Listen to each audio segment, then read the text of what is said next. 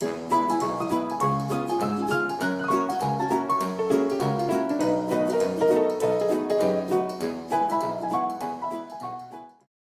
ele tem 30 anos e está aqui na frente de vocês.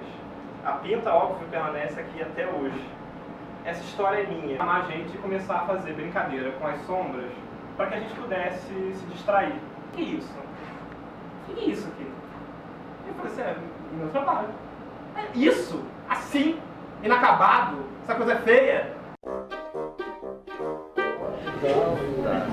Eu achei lindo. Obrigado. E assim, eu sou meio suspeito porque você sabe, né? A gente se conhece, já tem trabalho juntos nessa luta a favor da arte. Mas eu gosto, assim, eu acho verdadeiro, eu acho bem estruturado, eu acho que a proposta vem ao encontro dessa possibilidade de ir e vir, de estar em ambientes alternativos, de levar para onde nunca se levou, sei lá, né? Não sei. O que você pretende com esse trabalho? Então, eu pretendo isso. Eu queria construir um trabalho que eu pudesse sentar num bar, juntar 4 pessoas e se eu quisesse fazer, eu pudesse. Entendi. Ou se eu quisesse, talvez, ir num mega teatro, botar todo mundo sentado no palco e com eles ali contar. O espaço para mim não é em si um empecilho, posso apresentar em qualquer lugar. Desde que qualquer lugar, claro, que com certas estruturas de silêncio, organização, desde que seja próximo à pessoa. A ideia é que em algum momento essa linha entre ator, personagem, público, plateia, possa não existir. Em que a plateia possa interferir no meu texto, eu perguntar coisas e ela falar. E a ideia é criar um ambiente em que o trabalho possa ser realizado, mas que não necessariamente seja um ambiente que seja preparado para isso. Exato, essa sensação passa, essa ideia passa. A gente se sente muito assim em casa, aproxima, acho que aquela ideia do início de trazer alguém para a cena com você, ela gera esse lugar. Rapidamente você é conduzido para dentro desse lugar, assim. Enfim, me diz um pouco da trajetória. Se você quiser falar alguma coisa, você fala, tá? Sim, não, eu queria só anotar aqui que André Ferlin é um grande marqueteiro. Por que Fazendo peças em qualquer lugar. Sim. Grande marqueteiro. Ator tem que ser ator em qualquer lugar. É um grande marqueteiro. Mas eu acho que é um marketing positivo, né? É um marketing inteligente. Até porque eu trabalho com ele também, assim, meu filho, nessa vida que a gente está levando, né? Qualquer lugar é lugar. Qualquer lugar é lugar, exatamente. Mas me fala, você comprou essas histórias, eu me lembro que foi numa praça. Não, na verdade, foram assim, vários ambientes. eu botei um anúncio na internet dizendo compro memórias. E aí eu dava orientações para entrar em contato com um e-mail e tal. E aí nesse e-mail eu passava algumas orientações sobre como que seria a compra dessa memória. A pessoa poderia marcar um horário, um dia comigo, no local que ela quisesse. Ou ela poderia, em alguns dias, faria um mega recolhimento. Assim, era uma sequência de pessoas contando histórias. E aí eu pagava a memória de alguma maneira.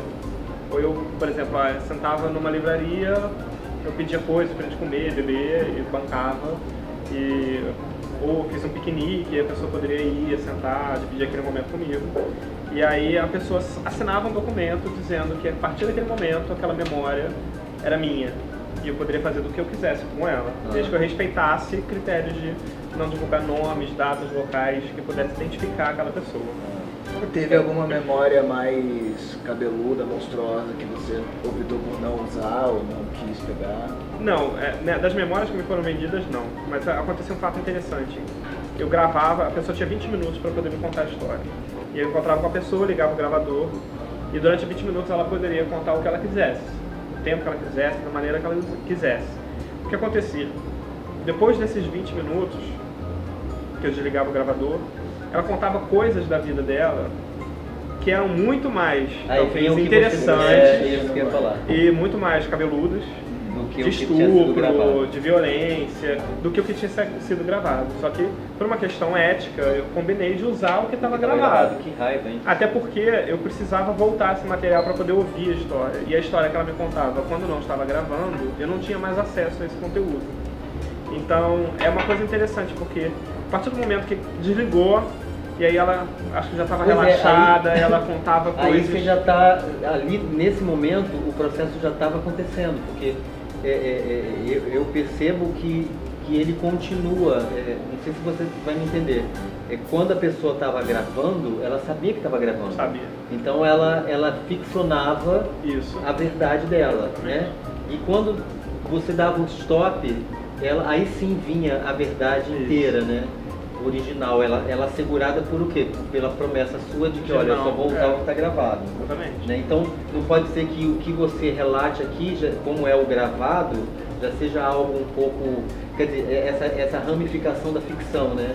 Até onde a gente perde a nossa originalidade. Sim, né? na verdade, tudo é ficção. Até o que a pessoa contou também é uma ficção.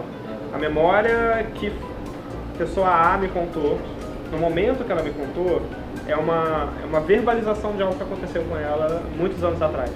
Não é o fato. Ela não estava me relatando o fato, ela estava me contando a experiência dela com aquilo.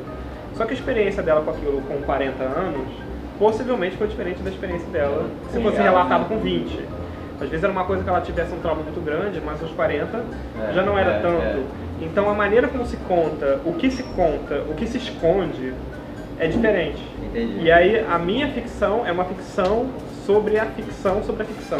Eu tinha não é uma pergunta, mas uma colocação para você falar sobre, que é o seguinte: tem uma coisa de performance e tal. Queria saber se você faz uma cumplicidade com o público.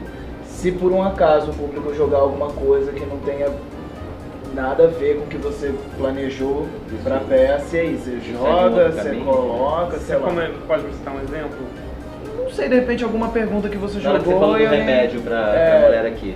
Não, então a minha posição aqui é estar sempre aberto a qualquer situação. É isso que eu pergunto. Você não tem texto memorizado ali, né? Não, nada. Não tem texto memorizado de nada. Então bom, Nem isso aqui. Um alívio. É uma libertação. Mas e a relação tempo? Como é que você ajusta? Então, eu acho que tem um pouco da performance por conta disso. Cada dia é um dia, cada plateia é uma plateia. Todo ator sabe disso. Só que quando você está com um texto estruturado, uma cena pronta, montada, pautada em cima de música, de qualquer coisa, você sabe qual caminho que você tem que seguir. E aqui é diferente, como eu falo no início, eu não sei como que vai terminar. Pode ser que no meio do caminho eu esqueça o que eu tenho que dizer. Eu não conte uma história, eu esqueça que eu tinha que falar sobre alguma coisa. A plateia nunca sabe o que Você é sempre isso. chora naquela hora? Então, chorar naquela hora é uma questão muito complicada pra mim. Eu nunca ensaiei chorar. Nunca. Não, sim, não digo de soltar lágrimas, Solto, mas assim, choro, existe a choro. marca de naquele momento você fazer aquilo? Não existe. Tem uma outra coisa curiosa, eu nunca ensaiei esse trabalho. Nunca fui pra sala de ensaio com ele. Eu sempre estudei todas as histórias. Essa história que é a quarta história, eu dividi a peça em 4 blocos. Essa última história que se chama Destino. Essa história, eu nunca consegui ler essa história. Eu lembro que quando eu estava montando essa peça em novembro, dezembro, toda vez que eu sentava no computador para ler essa história, eu chorava. Então chorou em algum momento. Não, eu chorei todo momento, Antes do processo, no início do processo, na verdade, tem uns 2 contos, né? Que vocês Se inspirou. Começaram a partir da Isso, pesquisa daí, do Memória de Shakespeare, Borges. né? Isso, eu queria saber Jorge um Luiz pouco Borges. disso. Então, esse trabalho começou na verdade em 2012. Eu fui a um congresso com a Renata, que é de quem dirigiu o espetáculo. A gente era aluno da Unirio, eu fui apresentar um trabalho no congresso, ela também foi. E a gente criou a amizade no momento do congresso. E o congresso falava de memória. O tema do congresso era memória. E na palestra de abertura, quem falou foi um médico chamado Ivan Esquerda, um médico argentino, que é especialista em memória. E aí, durante a fala dele, eu tenho um caderno com várias anotações da palestra. E as anotações da palestra foram me dando os estalos para esse trabalho. E aí, nessa palestra, ele contou a história da memória de Shakespeare, que é um conto de Jorge Luiz Borges, do realismo fantástico, de que a história de um estudioso de Shakespeare que vai no congresso. E aí um cara chega pra ele e fala assim, olha, eu tenho a memória de Shakespeare, da pessoa Shakespeare, e aí pergunta se ele quer, porque ele não aguenta mais aquilo. E ele fala, claro que eu quero, eu sou um estudioso, e ele adquire a memória de Shakespeare. Só que o curioso, ele vai falando que depois de um tempo, a memória desse Shakespeare começa a interferir na memória dele. Ele já não sabe mais o que é dele e o que é do Shakespeare. E o pensamento e a fala dele vem em inglês, que não é a língua dele. E aí me veio a ideia de que a nossa memória também é uma absorção. Eu posso me absorver de uma memória de uma pessoa, como a memória desse pai, trazer a ponto de eu me emocionar toda vez que eu conto, e não ser minha. A memória dele está em mim. Quando eu compro a memória e a pessoa assina um contrato, a partir daquele momento a ideia é de que aquela memória passou a ser memória da minha vida. Eu posso contar como se fosse minha.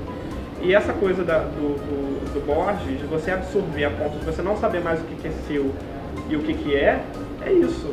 Você absorveu histórias da sua vida que você não viveu, mas você conta como se fossem suas.